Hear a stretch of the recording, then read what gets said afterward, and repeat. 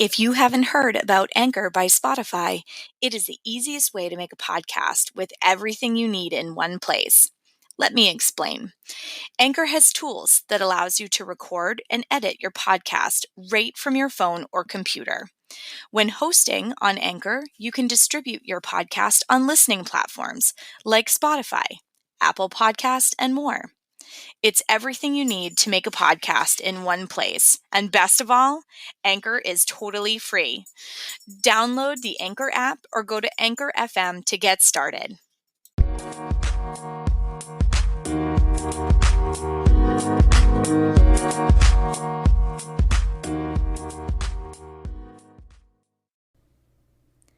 Hello and welcome to Reproductive Rebel. I am your hostess, Adrienne Irizarry. As an Eastern medicine practitioner that uses holistic approaches to women's care, I tackle the elephant in the room, our collective frustration with the allopathic healthcare system. In this podcast, I give you a new way to look at your body, understand what it is telling you, and care for your reproductive health. Welcome to this journey. I'm so glad you're here.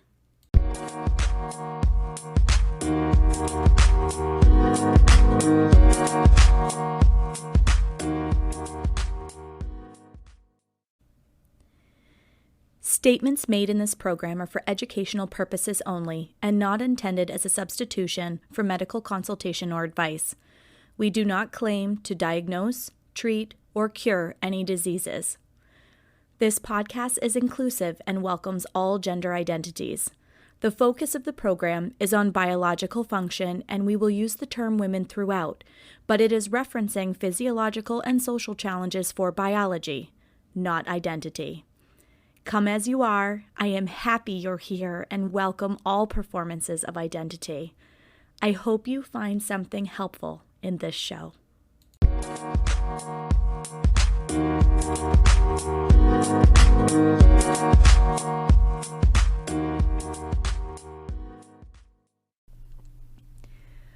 Dr. Lyndsey Tucker is a Doctor of Acupuncture in Calgary, Alberta, Canada.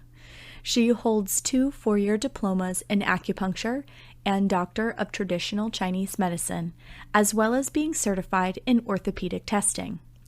In addition to her base training, she has attended continuing education classes through the Acutonics Institute of Integrated Medicine in Sound Healing, low FODMAP diet training through Monash University in Australia, as well as focusing on expanding her dietary therapy knowledge with traditional Chinese medicine herbs and foods through continuing education credits.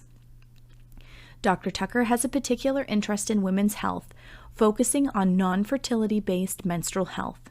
She believes you deserve healthy, happy menstrual health, regardless of your desires to conceive a child.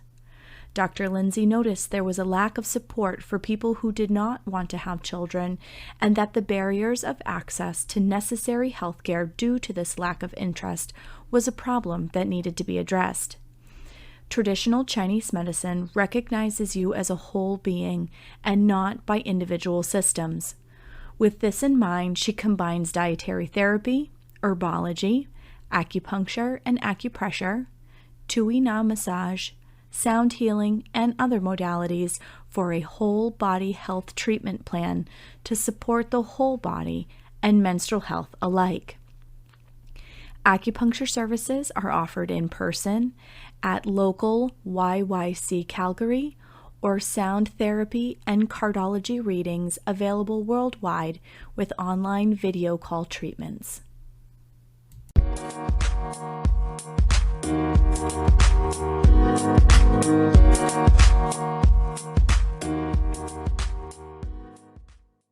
Welcome back to another episode of the Reproductive Rebel podcast.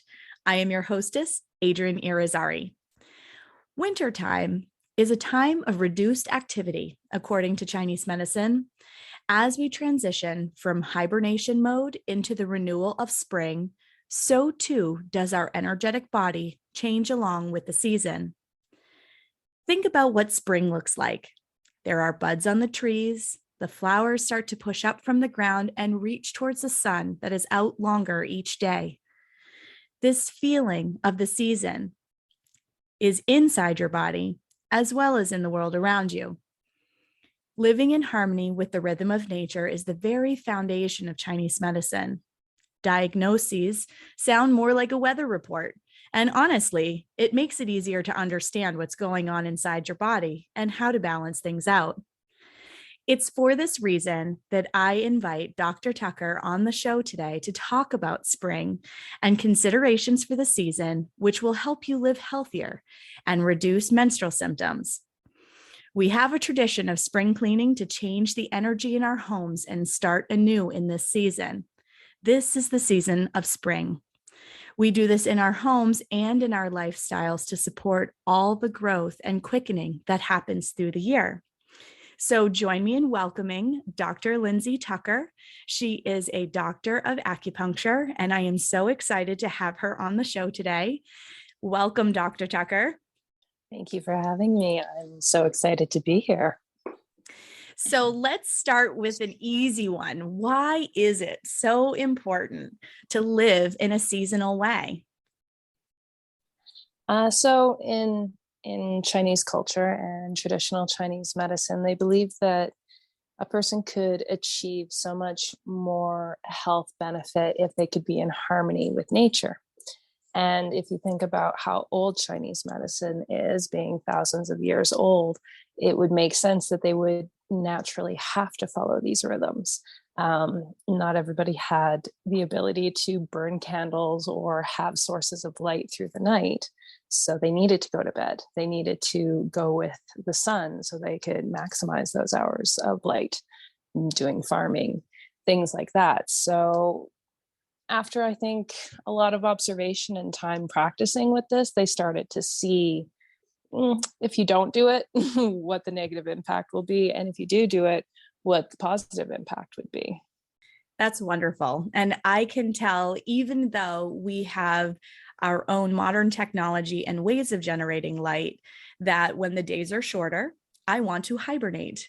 And when the days are longer, I want to be outside in the sun all day. So there really is this beautiful relationship between the energy inside of our body as well as what's going on in nature. So each season in Chinese medicine has different energy, and it corresponds to a different organ in Chinese medicine.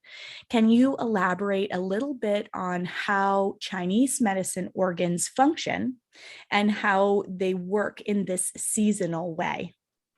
Absolutely. So I'm not sure, but you may or may not be familiar with the five elements. So Chinese medicine uses five elements, whereas things such as Western astrology uses four elements. In some cases, they will use five elements. They'll include ether. They don't quite match, but there is similarities between the two systems. So in the Eastern system, they have five elements, with fire being considered one of the most important. There's four organs that are associated with the fire element. So this would be the small intestine, what the Chinese call the triple burner or the sanjiao. The closest organ that we would recognize that being would be the lymphatic system. And then we also have the pericardium, which is the protective sac around the heart, and then the heart itself. So all four of these organs have to correspond or correspond specifically with the fire element. Because it corresponds with the fire element, we also look at how this element can feed the next element that comes in line. If you look at the most traditional system, we don't have Earth out in the outer ring. It's actually in the center. It creates a cross, whereas the modern system that we use creates a five-pointed star, and so the Earth element gets pulled out. And the theory is that fire feeds Earth, and we see this with burning. So if we ignite something, we create ash. Ash would be the equivalent of creating Earth. So we need to make sure that we guard the previous element. So in this case, we're talking about fire, to make sure that the next element has the support it needs to continue on. Earth in the case of Chinese medicine is the stomach and the spleen. And one can look at the previous setup in the cross form and understand that if you can't eat, you will not survive.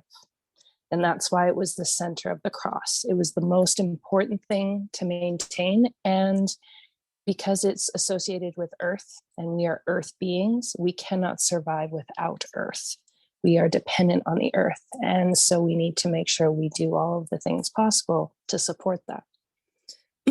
So then from there, you have the earth is both the child of fire, but it is also the parent of the next element, which would be metal. And the Chinese look at this as, where do you find metals? You find them housed in the earth. You dig into Mother Earth to pull out your gems and your metals and your stones and all of these different aspects. And so failure to take care of that earth element could result in weakening of the metal element. And on it goes around here. So from metal, we move into water, water moves into wood, and then wood into fire. And they all have their own organs associated. So earth, spleen and stomach, metal is lung, large intestine, water would be kidney and bladder, which is so easy to remember because it just works with the waterworks. It's like our internal plumbing. So easy there. Absolutely. And then since we're talking about spring, this is where I'd like to leave off with the wood element. Wood element has to do with spring, and it has to do with the liver and the gallbladder. And since this is the Reproductive Rebel podcast, this is extremely important for us as women to pay attention to, because liver blood is one of the most important parts of having a healthy menstrual cycle. And though we might think, oh, well, just worry about wood. Just worry about wood. As I explained earlier, there's the mother and the son, or the father and the daughter, or the child and the parent relationships that you always have to be considering. Traditionally, it's been called mother-son. There's no gender thing specific with this. It's just terminology from ancient time trying to describe that a parent will do whatever possible. They will destroy themselves to keep their child alive. They will drain themselves. And essentially, that is what happens when you don't obey the rules or the laws of nature in this harmonious pathway that has been laid out by the Chinese tradition. So one of the things that you're going to want to make sure is that you are considering what season you're currently in, what season you're coming up to, and how to behave or how to harmonize specifically with each of those seasons. So in the case of spring, we would consider this to be the time of birth and spread. So I believe you had mentioned the budding of the flowers and things coming into bloom. In Chinese terms, the blossoming itself is the fire. So it's when we're in summer, we call it blooming and flourishing. In spring, it's really about that seed energy and the bursting forward. And what we can see through that is the growth of yang energy. So we have yin and yang as the basis of absolutely everything in the world. Everything can break down to yin and yang, including being yin within yang or yang within yin.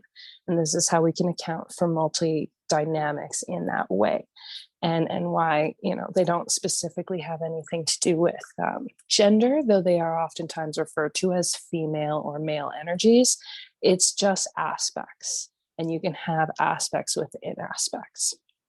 So this is one of the ways that we can look at spring. Spring has a lot of yang energy. You have that birthing, that growing, that bursting out through the earth, and the seeds all coming alive, which is really an amazing thing. But there's also the substance, the seed itself.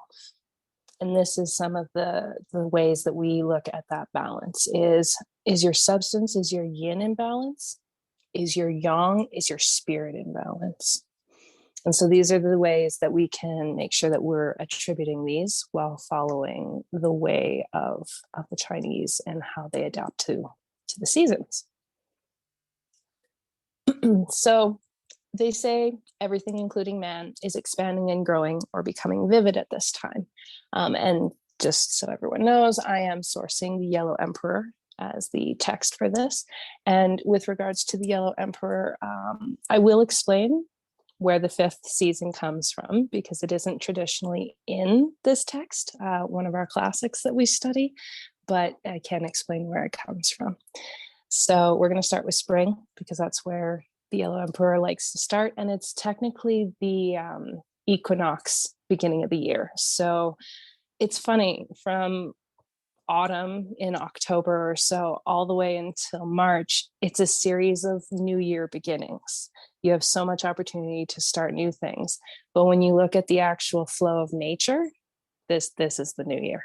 This is when we're really starting everything. This is the beginning. So I think it's interesting how we have so many bursts of light in Western culture during the darkest times. We're always trying to expand. We're trying to party. We're trying to have a good time, which certainly we want to have the light during the dark. I think this is important. But it can explain why people are so worn out by the time spring hits. You know, they're finished all their Christmas celebrations, their holidays, maybe they're getting ready for Easter or whatever they happen to celebrate in their culture, but they're tired. And it's because they haven't actually followed the way of nature to prepare for this. So if we change our minds and we start thinking of this is the new year, this is the time of expansion, we automatically will align ourselves with the natural flow of nature. I love that. We all can feel that quickening as we're coming into this more yang season.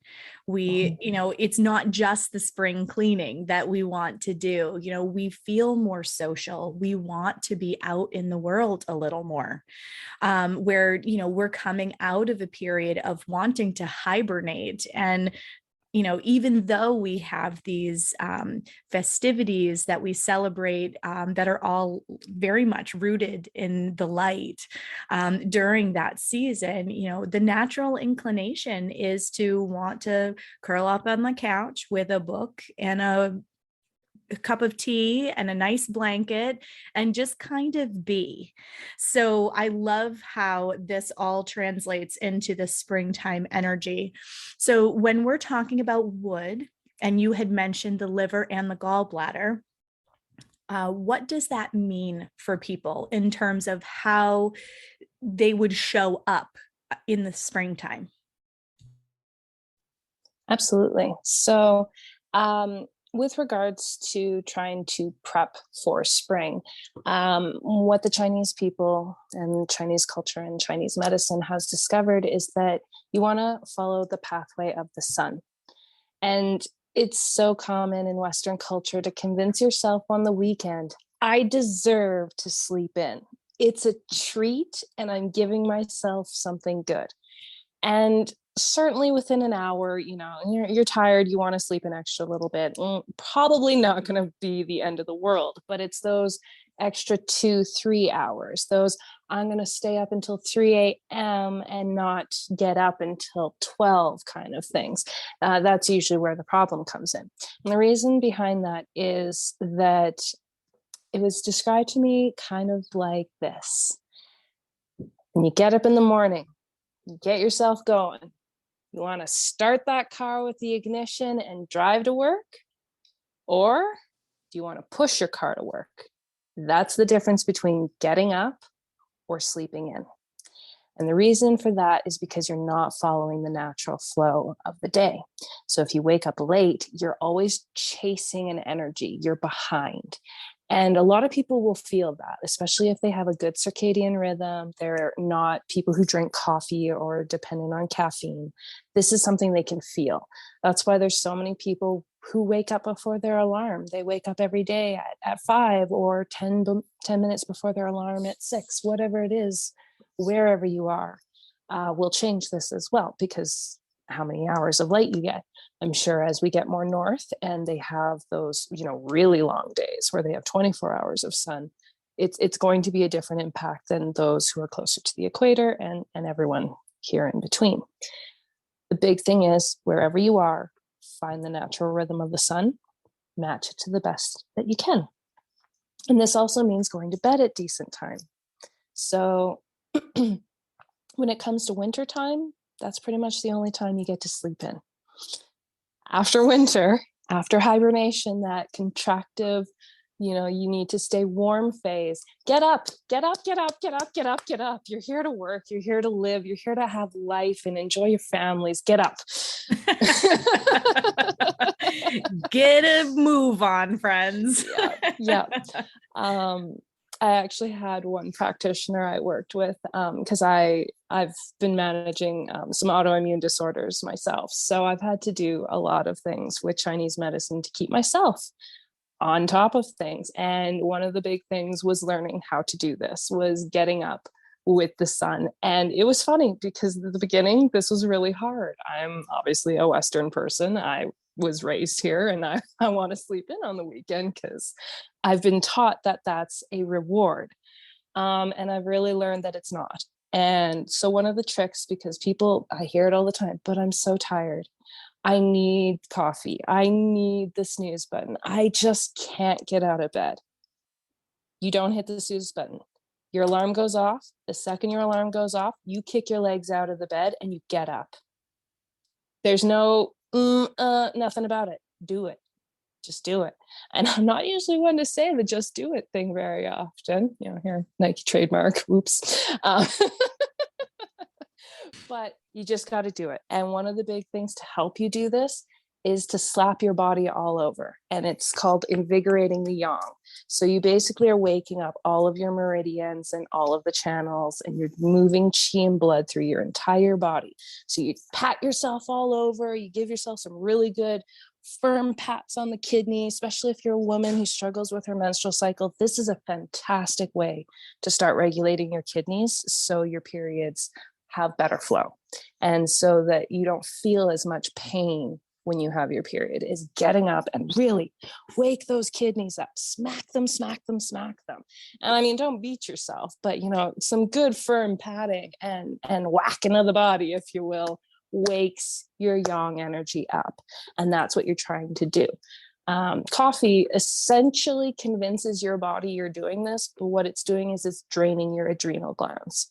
So you're dumping a bunch of adrenaline out, or you're aggravating your system with a lot of sugar or dairy or caffeine. It all depends on what you happen to drink and how sensitive you are, what's going to be irritated. But it's the difference between tonifying your body and draining your body, kicking your body versus caressing it, really, even though you're technically smacking your body. It's a loving smack, though. It's a vigorous love tap, but it's really worth it. It is, exactly. And this was actually how I got myself on track of doing those things, was getting up, swung my legs out every day and did the tap, tap, tap, tap, tap all over the body. And then the other thing that I would do, and I recommend this for absolutely everyone, start your day with a cup of hot water. And I'm sure you talk about this a lot because I know you do dietary therapy, so you know the value of this. But putting cold water in your body, though some people like to say that this is good for your metabolism, it absolutely is not. It's extremely damaging to your digestive system in Chinese medicine terms. And the reason for that is you're putting something really cold in a hot environment when you've just woken up. Your body's barely gotten going for the day, and it's already going into full tilt work just to warm up that drink, because it can't be absorbed at fridge temperatures. We just can't really do that. In addition to that, if say you are having breakfast quite early and you're having something that's fatty, putting a cold beverage with a fatty food is really, really difficult because it makes the fat solidify. And it's harder for the digestive tract to warm it up and absorb it and break it down. So hot water. Always start your day with hot water. Again, the yang energy. Spring is about yang energy rising and expansion. So feed yourself that yang energy, drink that water, pat your body. And then afterwards is breath work. And this is something that also is in the Yellow Emperor. They talk about going out into the yard, loosening your hair. Hair can be a really great thing for for that spiritual connection. There's that association that if you have longer hair, they have their own sensing abilities at the end. So the longer your hair is, the more you can sense things, the more you can pick up energetics. So it's really good to like loosen your hair and pull it out and let it really flow. And then also taking your fingertips and going through your scalp. So you're waking up all of that energy, all of the blood flow, all of the chi that would be in that area. You have a lot of meridians. So your gallbladder meridian goes on your side of your head, and you have your bladder meridian. The bladder meridian is going to help support your wood meridians because water supports wood. And we see this with watering plants. If you have plant water, it's going to grow. So these are all things that you can do to really, really help yourself specifically in spring. This is fantastic. I had never heard the scalp massage piece, but that totally makes sense because of where all of those meridians are on the head. This is fantastic. I'm going to incorporate this. I already do the water thing and I vigorously wake myself up with slapping, but but I don't, however, do the scalp massage. Anybody who has worked with me knows that I keep my hair up more often than not. So this is a new one that I'm totally going to incorporate. So we've talked about the season and how we can support ourselves during the season.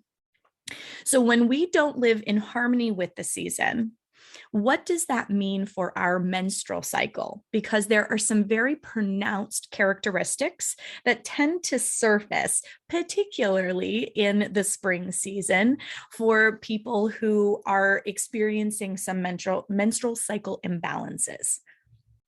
Absolutely. Spring is definitely an important time for women and their menstrual cycles specifically, or anyone who's menstruating, I should say, really, because you want to make sure that you're not hurting the organ that's really mainly responsible for our menstrual function. So it's said in the Yellow Emperor that one should help to survive and avoid killing in springtime. Instead of taking, one should be giving, and one should award and not punish. And so what this talks about on a less literal level is stop being hard on yourself. The negative self-talk, the anger and frustration, the pensiveness, the refusal to express emotion, all of these things damage the liver. And they would be considered taking or killing because they're very contractive and constrictive or cutting in nature. So your self-talk really will change your period. And I think that's something that's not talked about enough. We're always talking about anger, and anger is the emotion associated with the liver. Pensiveness being the lack of showing that anger, both of which are damaging. And actually, sometimes it's worse not to express the anger than to overexpress. Just depends on your constitution. And so we, for the most part, think of this as, I don't want to express my anger outward. I don't want to put that negative energy on other people. But we don't stop to think about what we're doing to ourselves. When we look in the mirror and go, oh, I'm so fat. I'm so ugly. I'm not good enough. Every time you do that, your liver is stagnating because you're telling yourself something's wrong. And eventually that is going to tell your body, oh, we need to stop doing the things something we're doing is wrong. We're bad. And so if we think we're wrong, we're bad, things don't flow. When things don't flow, the ladies don't flow very well anymore. And that's the problem, is we need to have proper functioning of liver blood to harmonize with the Ren meridian and the Chong meridian and the Dai meridian and your Dantian and all of those different terms that I'm sure anyone who's not super familiar with TCM is like, what are you talking about, lady? And so these are just all the different dynamic systems that the liver has influence over. That's really what that comes down to, is it's all the systems that support your menstrual function. So the root of it really comes down to keeping that liver happy. Well, and we are locked inside with that voice. right? So, the voice you hear the loudest, the voice you hear the longest is your own. So, in affirmations, I'm huge for affirmations, and sometimes they're really hard. If you look at yourself in the eye, in the mirror, and tell yourself you're beautiful, you may surprise yourself with what your emotional response is to that experience, because we are trapped with that voice in our head all of the time. And it could be little things like, I didn't check all the boxes on my to-do list today. Oh, I'm such a failure. Like, why didn't I get that done? Why didn't I remember this? Oh, crap, I forgot this other thing. And even that tone sends a message to yourself about not being worthy or not being enough or not doing enough. And especially for those of us who have, had to juggle kids, we've been locked in with a heightened level of stress with the pandemic. But even prior to that, we balance so much in our lives as women. We balance our professional and our personal lives, and those forces sometimes can really aggravate some negative self-talk. So it's really important. And I love what you said about the fact that, that voice is such a powerful part of this stagnant liver energy, because it's really true.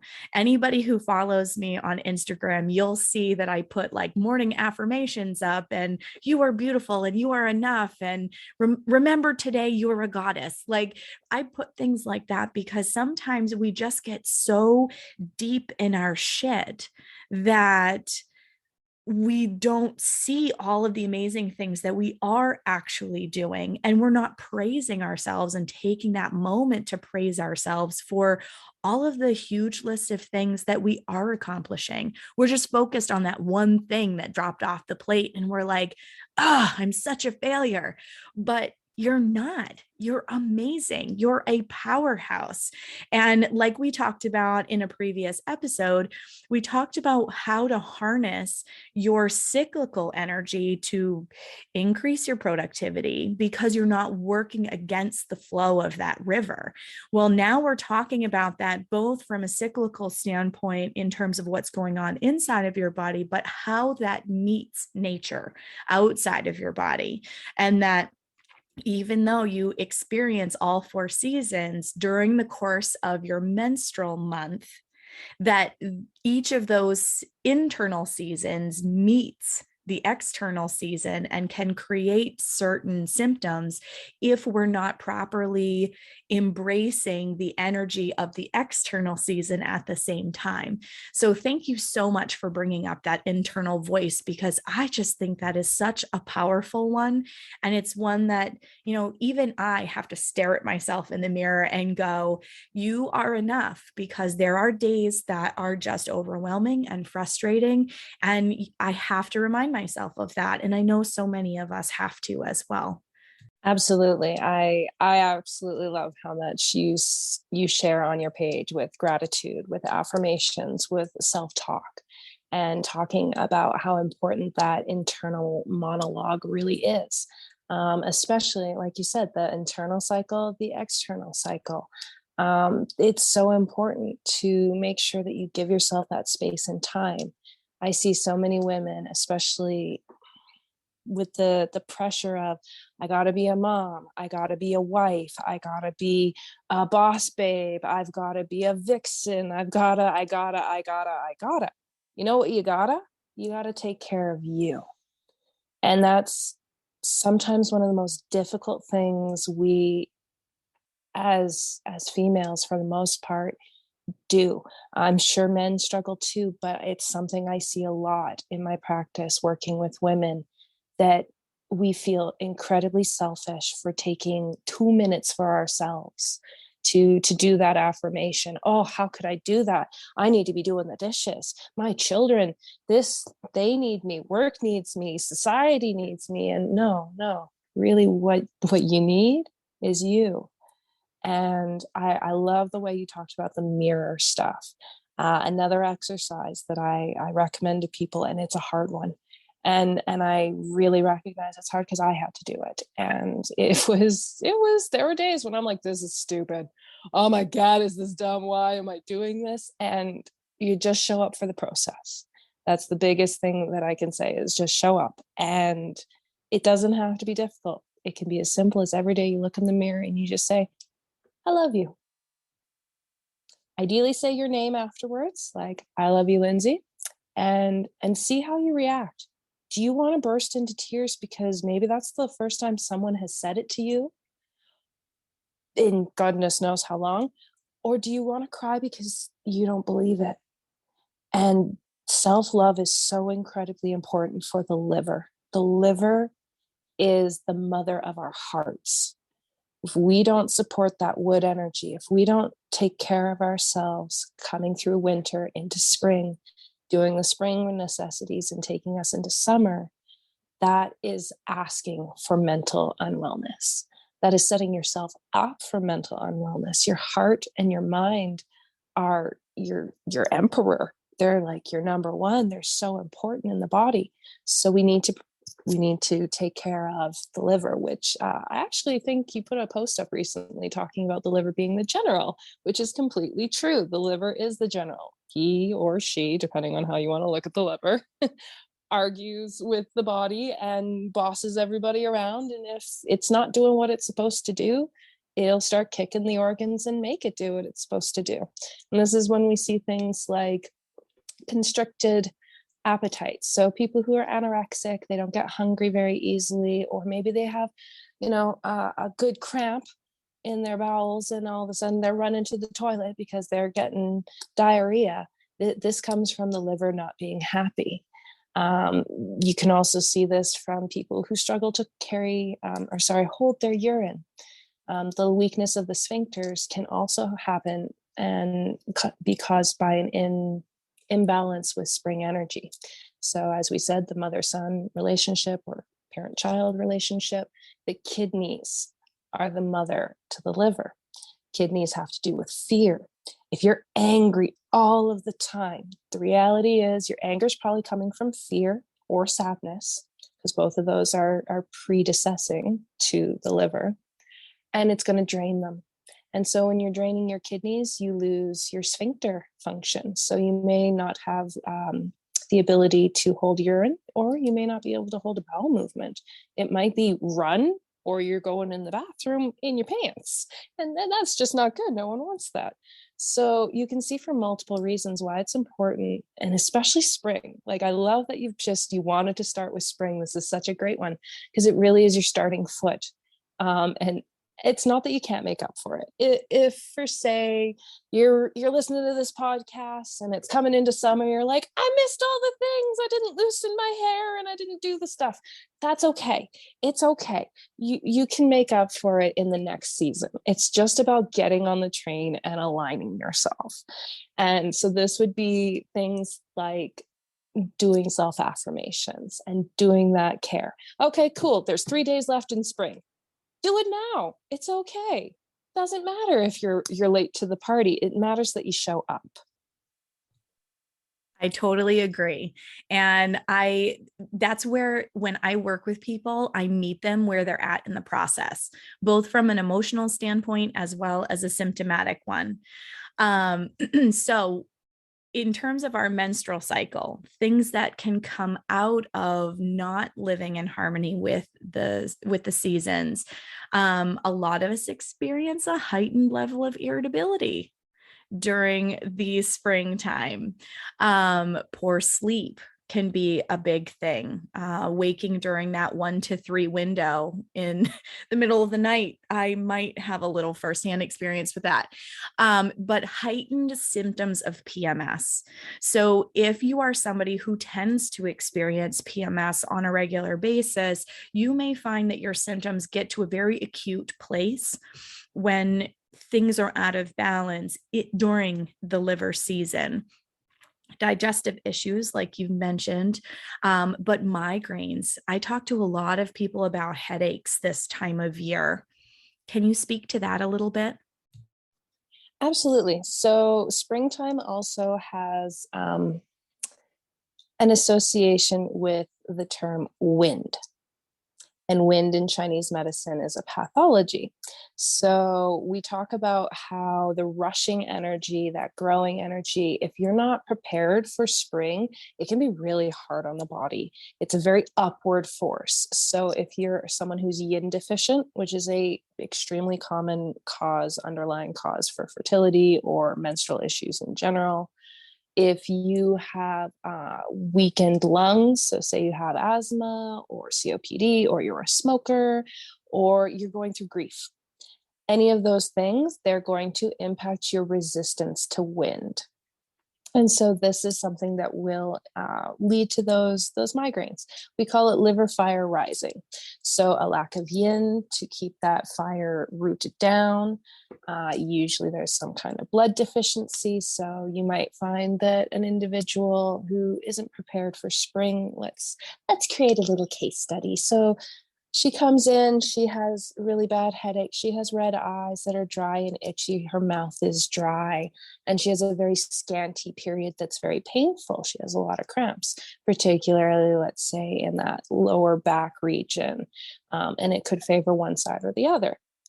These are all accounted by not having the liver prepared for this rushing energy.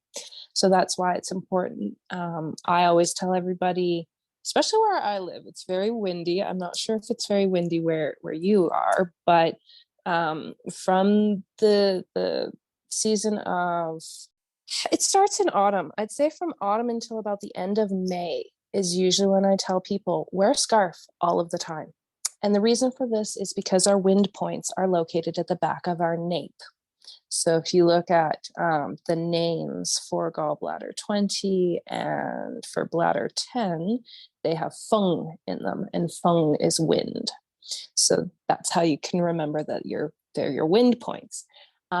Just covering those points, I've noticed the patients that I have that were compliant with it got sick considerably less often and didn't catch the pesky spring colds. This legitimately kept them warm, protected the wind invasion, and soothed that liver connection. And there is a connection with your shoulders and your neck and your liver. They do all kind of play together. And now for a quick break and a word from our sponsor. I don't know about you, but I don't feel like I learned nearly enough about the physical and energetic demands of my adult female body when I was younger. Not Your Mama's Menstrual Course is an online self-study course to get exactly that, the information that most of us didn't get when our periods first started. In this course, I discuss the energetic changes and physical requirements of each phase of your cycle. Working in harmony with your cycle will help lessen your PMS symptoms and help you to properly support each phase of your cycle. Your month is comprised of so much more than just menstruation. There is a beautiful dance of hormones and energies that comprise our entire monthly cycle. Interested in learning more information? Get your copy of Not Your Mama's Menstrual Course today. Now, back to the show. Awesome. Thank you for making that wind connection. This is something that I talk about with my clients a lot. And I will tell them to dress for wind, particularly during their period, just because your ability to fight things off is so much lower during that time frame. But it's a beautiful thing to take through the spring season as well, because we do have a heightened amount of seasonal allergies, colds, things like that. So can you expand a little bit on the wind concept being more than just, I got the seasonal cold? Yeah. So wind is manifested in a few different ways. The reason that it's associated with spring is because of the association of wood energy. And what you can do is think of a tree. So a tree will grow really tall, extremely tall. If that tree is too rigid, if the wind comes, it will knock it over. So you have to have some flexibility, some sway, some movability when you are working with wood energy. This allows you to have adaptability. So this would be akin to if you're super stressed during your period and you never give yourself a chance to calm down ever, you are the rigid tree. As soon as that wind comes, it's going to knock you down. It's going to hurt because you don't have that ability to move with the wind to a degree. I mean, you don't want to bend right over. That wouldn't be good either, but it's a delicate balance. And so that's how they create that association of wind and wood and how there has to be that flow.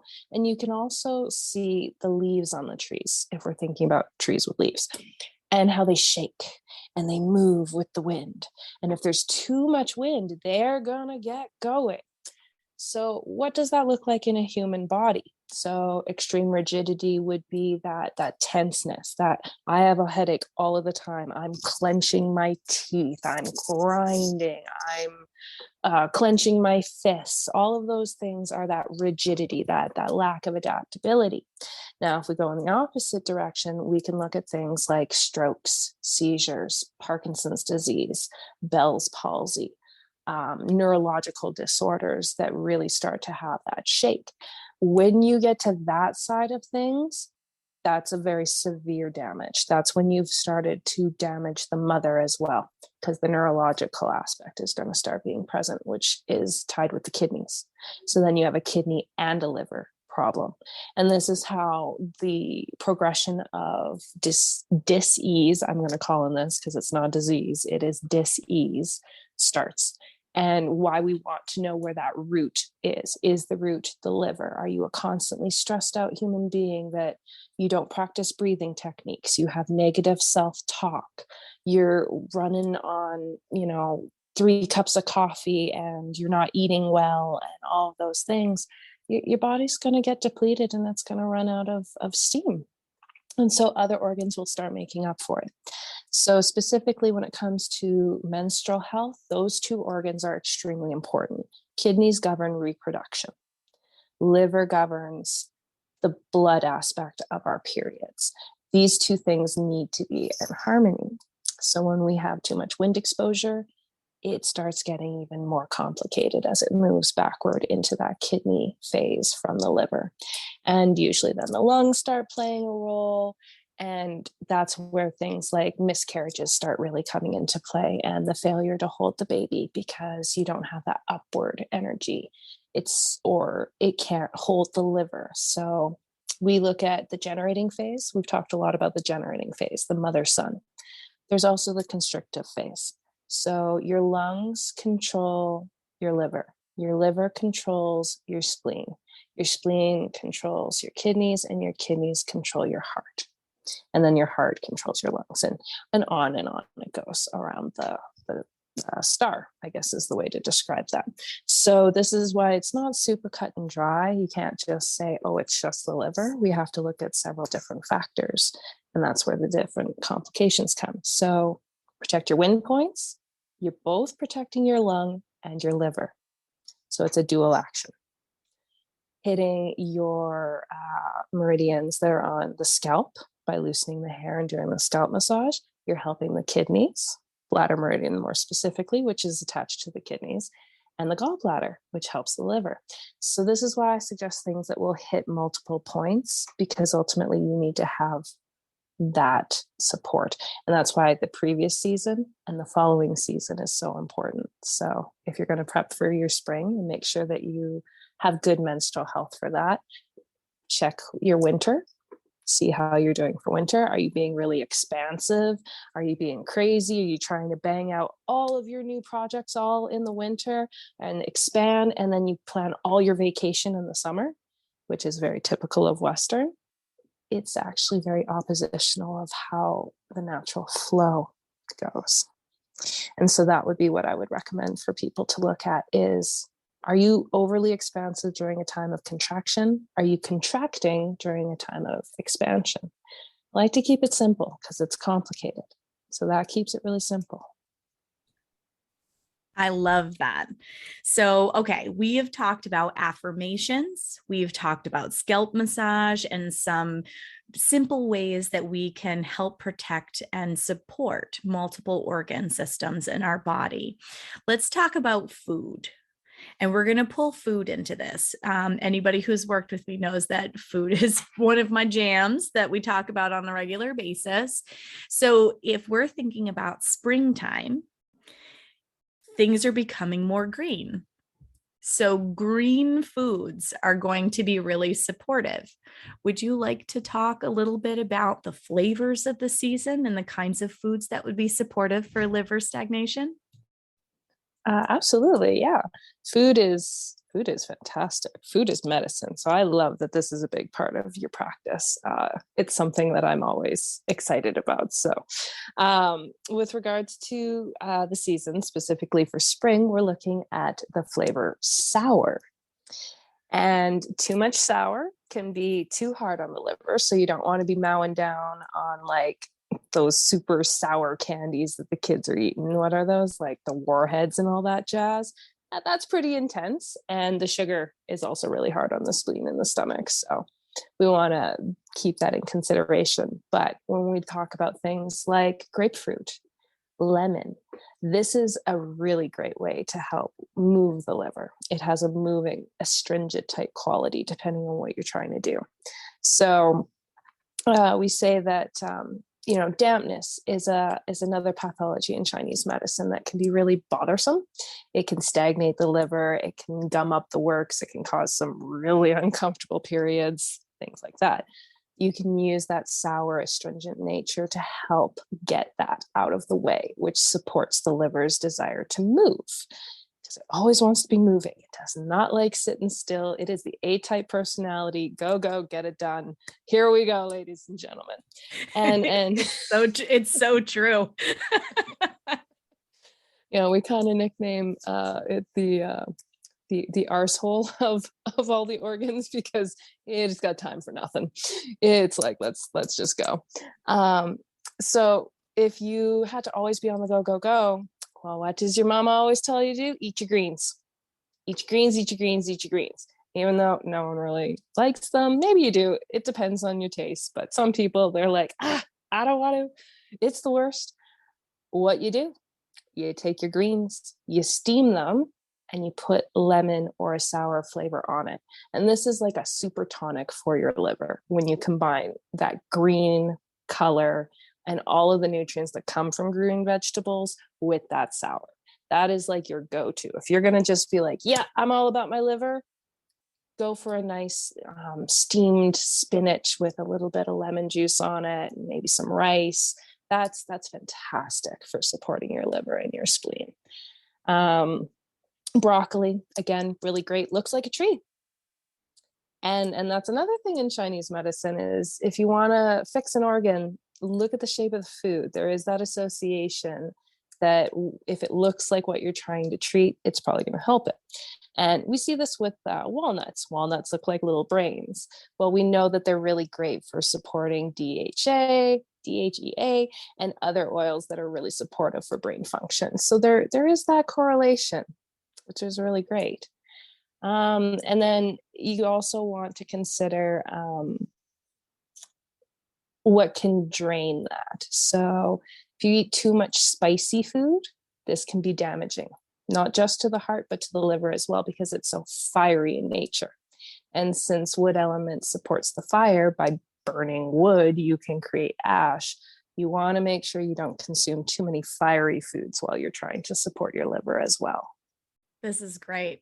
I actually during the springtime will put a little bit of lemon juice in that warm water that I have in the morning. Not That's a lot, great. but just a little bit just helps to, I don't know, get things moving first thing in the morning. But dark leafy greens are great. And some people are turned off from them because of how strong they taste. But that strong taste is actually why we need them. They are great to build blood. They are great to help get things moving. So I'll tell people black and blue in the winter time, but now that we're in the spring, think green, baby. So while we're talking about movement, that also begs the question of exercise and moving our body during the springtime. Would you like to explain a little bit about how we can create the appropriate balance in movement during the spring?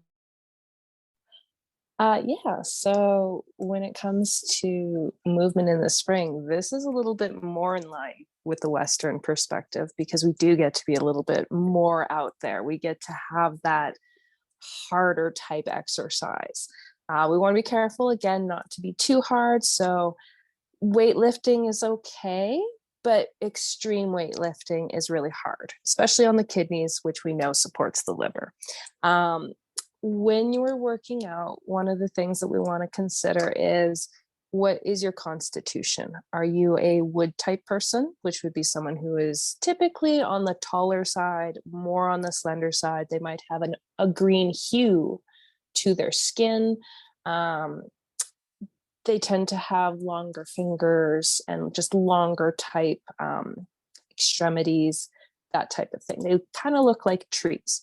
Those individuals are going to thrive if they've prepared themselves for spring to do more expansive things. But if, say, you're more of, say, a water type, even though you're in the springtime, and this is the time of expansion, if you are a water type, you still may not want to do heavy expansion work. So there is a little bit of knowing your type. And there's tons of resources on finding that. And I could probably give you something to pop up for everybody to look at so that they can find out what element they are. So I'll do that for you so that you can share that. So I think it's important. And you're going to be a mix. I'm going to be right up front. You're probably not going to be a pure wood or a pure metal or a pure anything like that. But roughly describing, metal type people tend to be on the white colored side. They tend to be very pale, even if they are individuals that are not Caucasian. They just have this paleness to them. They have very square faces. They're very squarey people, very robust. They have that strength. Fire type people are similarly shaped, but they're going to have more of that heat to them. They're going to have a redness, a fiery, a passion. With spleen people, they tend to be a little bit more on the earthy, round side. They're joyful. They have big cheeks typically. They can have really nice eyes. They're very wonderful people, very grounded people. And then watery people, they tend to be plump. You can tell that they retain that water energy. They're very quiet. They're slower in nature. They are very embraced with their yin. We can learn a lot from water people. Western culture would very easily put them in a like, oh, that's not great. No, we have so much to learn from water people. So try not to take the it's not a great element, it's a great element to have as your element type. So each of those types of features, think about that for yourself, where you kind of fall in line. If you are a wood type, a fire type, you're going to be more on the expansive side. If you are more of a water or a earth or a metal type, you're going to be less expansive. So less expansive things would be doing like Tai Chi, Qigong, yoga, and then altering within those systems to follow their seasonal exercises. So I know Qigong specifically has things for times of the year that you do, or specific organ sounds that you'll do at different times. And this is how you would start applying those individuals. If you're more of a wood type or a fire type, you get to go a little bit more into that, running the marathons, doing some of the heavier lifting and those types of things, because your body just will support it a little bit better. In general, though, everybody gets to be more expansive than they normally are. And that's the general rule for it, is you can expand. The big thing I'd recommend with every single exercise, no matter what time of year it is, do your exercise, get your blood rate up, get going, and then close it with something meditative. You need to have that spiritual calmness to the heart after you get everything revving. That creates that balance. And it helps if you don't know exactly where you fall on that element scale. If you're like a little unsure, it's like your little safeguard. You don't need to worry about it so much. You know, it's like, yeah, if I overdid it, I'll just sit here, meditate a little, and the body is intelligent. It will figure it out and it will give you signals. It'll tell you if you've gone too far.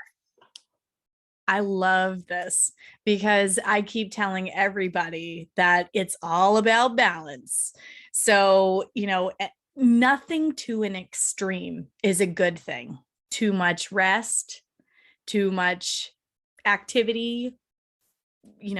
I weightlift, I exercise, I like to box, but, I have to balance that energy with my cycle, with the season. And I love the recommendation to bring meditative practices into the end of a workout.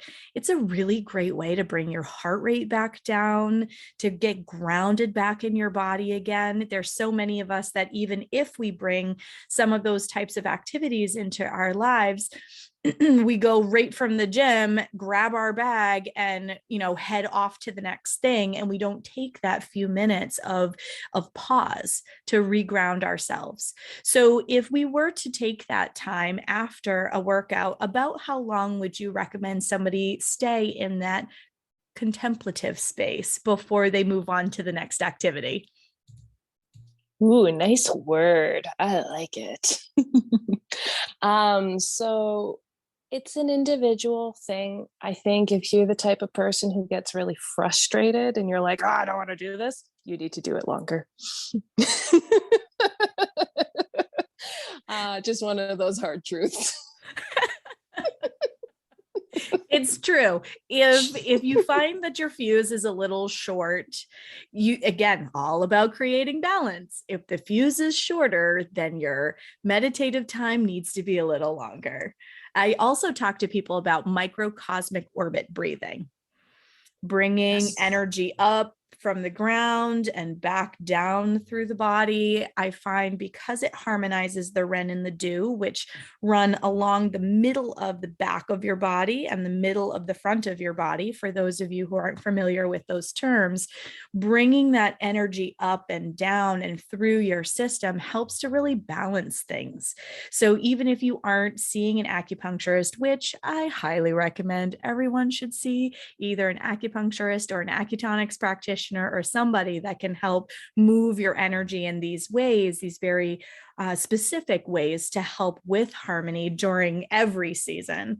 I literally swear by it. So if you don't already have a practitioner, I highly recommend it. But if you aren't already working with somebody, I can include a link in the show notes to talk about microcosmic orbit breathing so that you can start bringing some of that practice into your day to day, because I find just carving out 10 or 15 minutes to do that in a mindful way helps me be a lot more balanced human when dealing with children and other sorts of stress.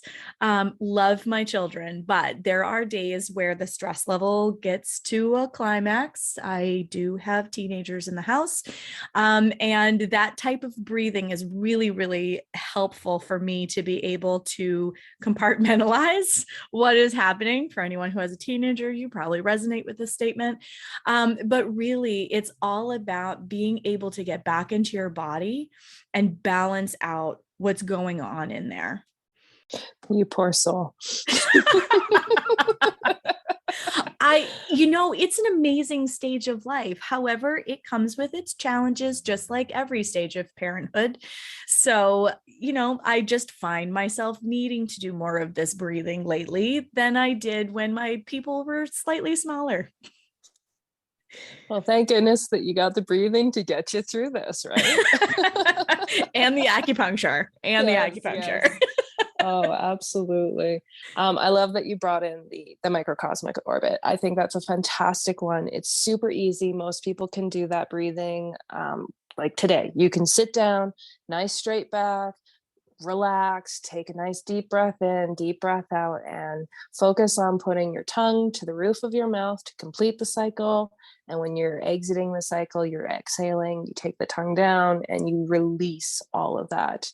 We'll call it negative energy. It doesn't have to be, it could just be releasing. It doesn't always have to be good or bad. we don't have to have duality, but a lot of people like to envision breathing in the good, taking in the white, letting out the dark, or letting out the evil, or whatever your terminology might be. And it's really, really wonderful for calming down your nervous system, oxygenating your body, connecting with your spiritual self, your higher self. You're running through all of your chakras. You've got that third eye activation really, really strong, as well as your throat chakra. Those are your two main ones that you're going to really hit through that breathing. So I think that's great. One other cycle that we talk about that's less talked about, but I think is really valuable, and especially since we're talking about the time of liver, spring, and women's menstruals, is the one that goes from your shoulders, basically. So it's the circle that goes the other way. So you could go from one shoulder over the head to the other shoulder, down the torso of the body, and then it crosses over and comes back up. This is the liver and the lung connection. And you know how you mentioned the 3 o'clock in the morning wake up time? This is associated with that waking up. So when this cycle, I wish the people on the podcast could see what I'm doing, because it's so hard to explain this in words for you guys. But it's the circle that goes the other way. And this is a cycle that I work with a lot in my Acutonics practice, especially, but in my acupuncture practice as well. It's so important, because basically what it is if the liver and the lungs can't switch energy to each other, we wake up. And it causes that disruption to the spirit of the liver, which is called the hun. And the hun rises out of the body, and it kind of can scare itself. This is why in feng shui they say don't have a mirror in your bedroom, because when the hun rises, it can startle you and it will wake you up. And then it's like being scared. Some people, it's significant enough that they will get insomnia. Their bodies are like, no, we can't do this. Oh my gosh, it's scary. We saw a ghost, kind of thing. Other people, they just wake up and they're just bothered, and maybe 10-15 minutes they'll go back to sleep. Just kind of depends on how severely the cycle has been disrupted. So this is one that you can work on as well. So the fancy medical term is the acromion, but that nice bulge that's in the front of the pockets of your shoulders. So if you were to reach in there, you just want to fall into that divot that's just underneath that bulge that comes in your shoulders. So this is called lung 1. So anyone who has the Google can just Google this and know what the heck I'm saying. And then we also have the gate of hope. So the gate of hope sits in line with the nipples. So ladies, just pretend that your nipples don't move, that they stay in one spot. It's supposed to be about the 4th intercostal space is roughly where the nipple's supposed to sit. You want to go in line with the nipple, and sitting basically where our bra straps are, where that awful, underwire is. Yeah, there should be a little divot in that area. And that's called the gate of hope, or liver 14. So those 4 points, so 2 points named, 4 points collectively, are the cycle. Those are the points for that cycle and for creating that harmony. So you can do it crosswise. So you could do, like, on one side, you could do your liver 14, and then the other side do the lung 1, and massage those, and then switch while you're doing your breathing. And this will encourage that cycle to come back again. So extremely good. If you're a person who, like, your period is days behind, like, you're just like, it's not coming, it's here, I feel it. Why won't it just start already? Do this. This will help create that harmony amongst the liver and the lungs again, which can help push that period and make it start, ideally with less cramping as well. I love that. Yep. See, I've learned some new things that I'm totally taking into my own practice, my own breathing. I have always loved with Acutonics working that lung 1, liver 14 with people, particularly if they are experiencing sleep disturbances, but I hadn't thought to do it at the same time that I was doing breathing. So again, new things that I've learned that I'm going to have to try. So thank you so much for that. Well, I believe I have had all of my questions answered that I was really hoping to share with all of my listeners. But do you have any final pieces of wisdom that you would like to share with us?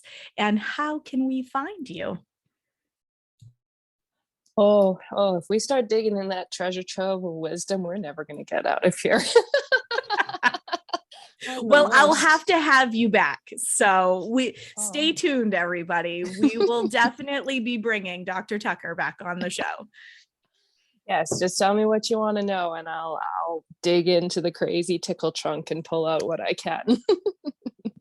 What can I share with you guys? I want to share something else with you. What's one more thing?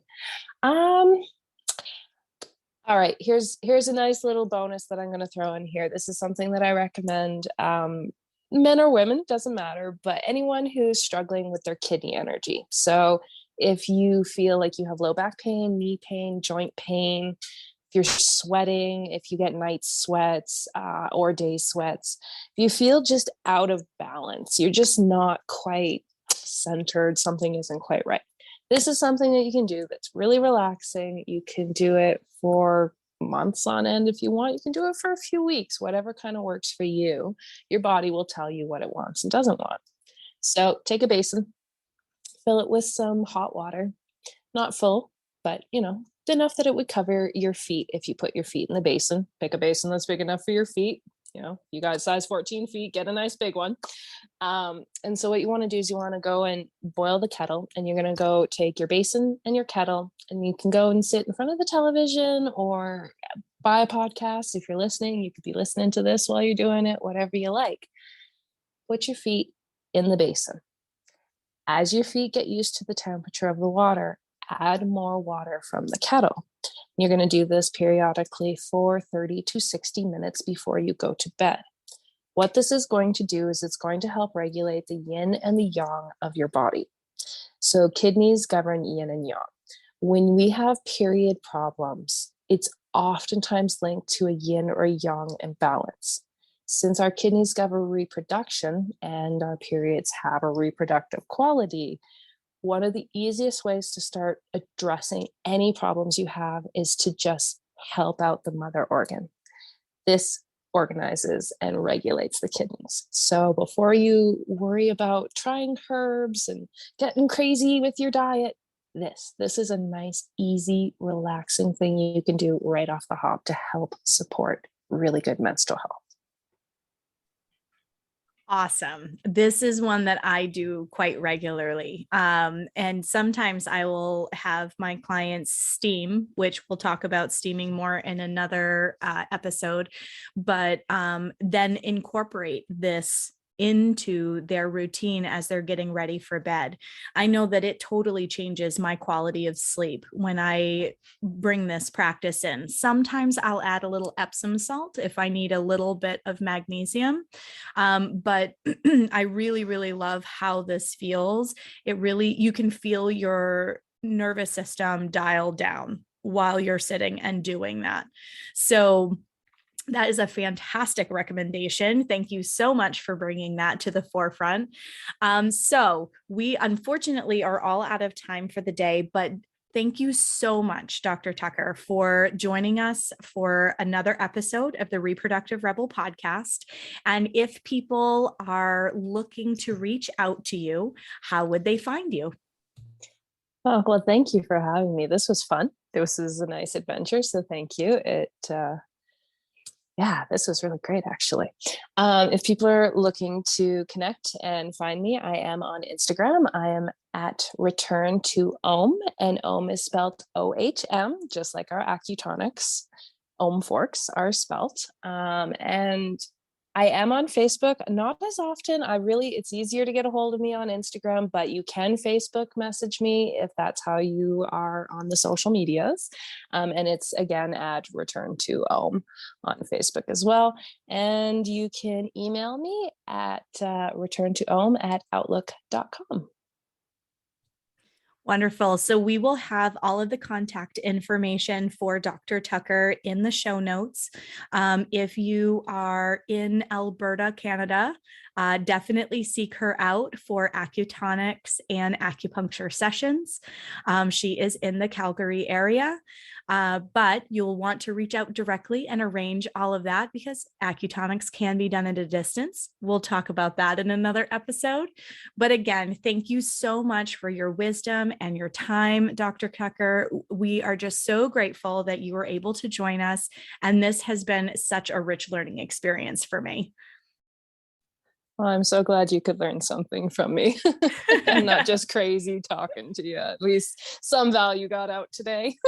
Absolutely. And I think a lot of our listeners are going to be really grateful for the items that they're able to embrace and bring into their regular practice, because you offered so many great gems that they can put to work today to be able to help their health and well-being. So thank you so much. Thank you.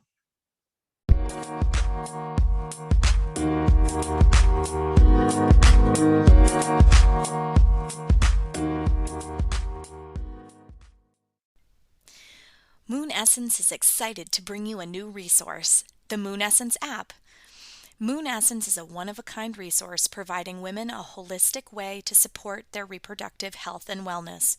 Feel in the driver's seat of your own health with evidence-based interventions proven to decrease symptoms experienced with your cycle each month, increase your fertility, and ease life transitions for women in every phase of life.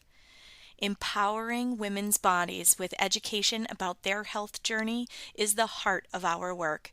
Head over to the Apple App Store or Google Play and download this free educational resource today.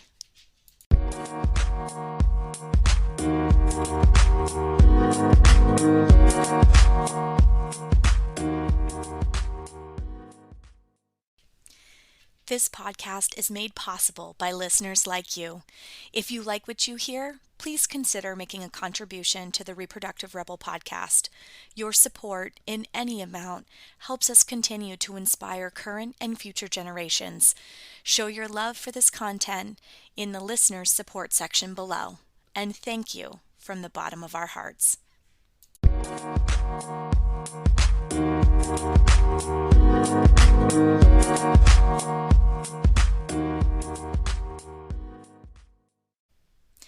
Thank you for joining me for another episode of Reproductive Rebel. Reproductive Rebel is recorded by certified peri-steam hydrotherapist, herbalist, sound healer, and Chinese nutritional therapist Adrienne Irizarry of Moon Essence LLC. If you are interested in setting up an appointment with Adrienne for one-on-one support, ordering from our store, or checking out our course offerings, visit our website at moonessence.life. Be sure to subscribe to our newsletter to get insider information on upcoming events and offerings. Join the conversation. Like us and follow Moon Essence Me on Instagram, Facebook, Twitter, or LinkedIn. Your voices make this program possible. Thank you all for your continued support.